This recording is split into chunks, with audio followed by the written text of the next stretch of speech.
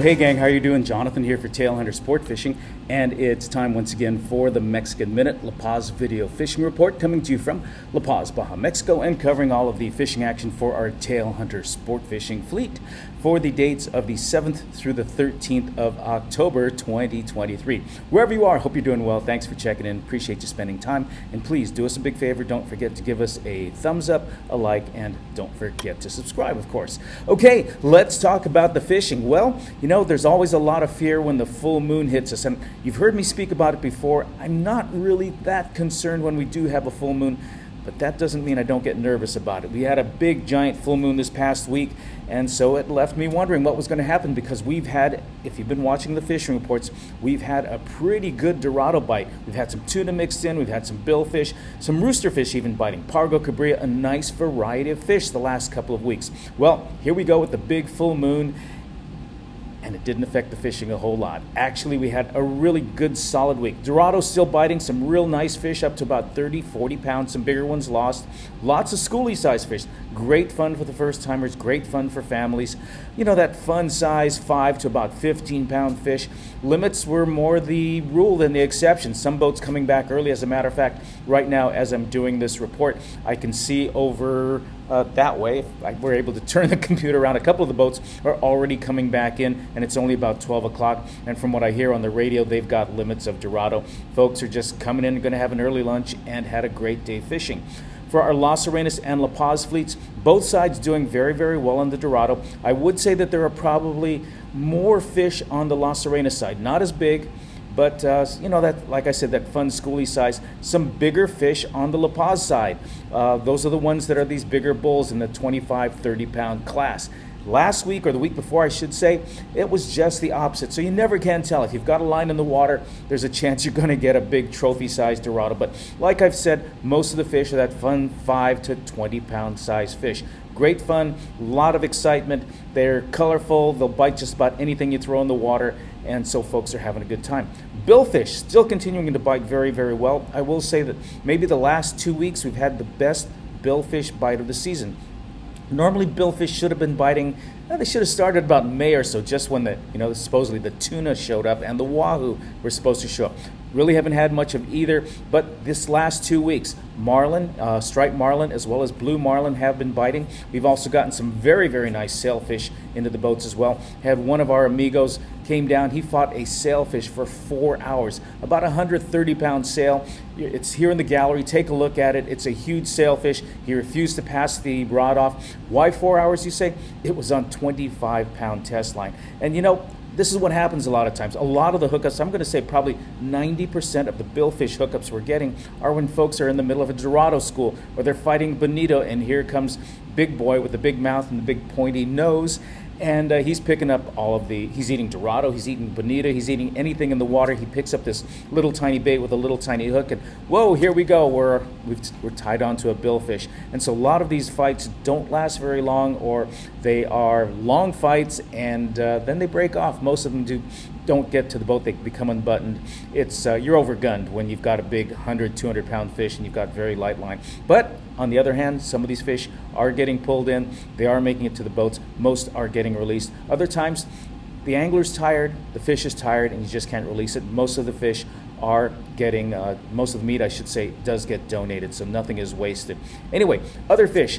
We are still catching a smattering of yellowfin tuna. A little bit bigger than the football size. I'm going to call them tweener fish. They're not quite the little 5 and 10-pound football size, but they're not the big ones that can really smoke your butt and kick your backside. These are going to be 20 to 30-pound fish.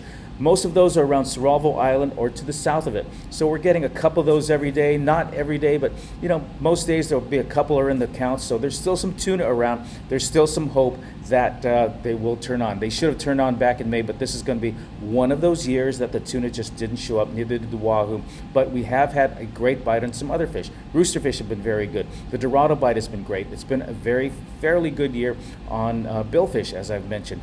About roosterfish, this is not the time to come here to fish for roosterfish. As many of you know who are our regular clients or who watch my reports, you know that usually the springtime, that April, May, June, is when we get those big hogs, those world record trophy fish that are 50 to 110, 120 pound roosterfish up along the beaches. We shouldn't be catching any roosterfish this time of the year. That being said, of course, Mother Nature is always ready to prove me wrong, and we're catching some 5 and 10 pounders with both of our fleets, our Tailhunter Sportfishing fleet in Las Arenas as well as La Paz, and some bigger fish, 20, 30 pounders. Again, not those big giant hog rooster fish that we get early in the season, but some fun surprises, especially for a lot of folks who've never caught a rooster fish or have it on their bucket list. Don't come in the springtime. This is their time to fish, and they're hooking that bucket fish they've always wanted to catch with the funny mohawk on top. So you never know what's going to surprise you right now. Also getting some pargo, some cabria, some colder water fish moving in. We're getting quite a few rainbow runner, which are a cooler water fish. Normally, we don't see those until springtime. And we're also getting some Sierra, which is indicative of cooler water as well, because those are kind of winter, springtime fish. Now, a word about the changing seasons. I won't kid you, things are starting to change. Our off season is November to April, and there's a reason for that. The winds start coming up, they start blowing from the north. It gets kind of rough out there. For those of you who've been down here before, you know how calm the Bay of La Paz is. You know how nice it is to drive along the Malecon right next to the seaside. Well, during the winter times, during that November to April, the water can be so rough here in the bay that spray actually hits the cars. If you come down November to April, I don't mince my words. When folks ask about that, I tell them you've got about a 50% chance of getting canceled. Either you're going to get blown off the water, or in some cases it's so rough that the port captain closes down the entire bay. No water traffic at all. You're going to get your trip canceled, can't go out. There's a reason why. Yeah, let me put it in words that a lot of our folks from the Pacific Northwest understand. There's a reason why all the windsurfers from Hood River and the Columbia River and folks from Maui come here from all over the world to windsurf. It's because our winds are world class during the winter. And those winds are already starting. Here we are, the middle of October.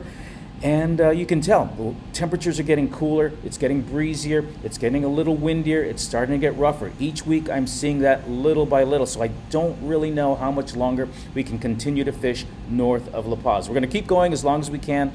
We've still got a lot of folks coming down. We've still got a number of weeks left in the season, but I just want to warn everyone that there may be some days we can't fish out of La Paz because the winds are going to come from the north, and you don't want to spend your day crashing heading straight into the teeth of the wind. So a majority of the fishing, if we have to, we'll switch over to fish with our Las Arenas fleet, which is a little more protected. But just a heads up, the weather and the seasons are changing, and things are starting to get cooler and a little bit more rough. Anyway, that's going to be a quick wrap up for our Mexican Minute this week. By the way, if you're thinking about coming next year, reservations are coming in very, very strong. I'm getting reservations every day for 2023. If you've got anything in mind that you're thinking about, you've got your favorite captain, got your favorite hotel, please get in touch with us, because some of the dates are already getting close to selling out. So don't want you to get left out. Want to make sure you have what you want, make sure you have your time and your captain that you're looking for next year. Let us know. Send us an email. We'll get you set up. Anyway,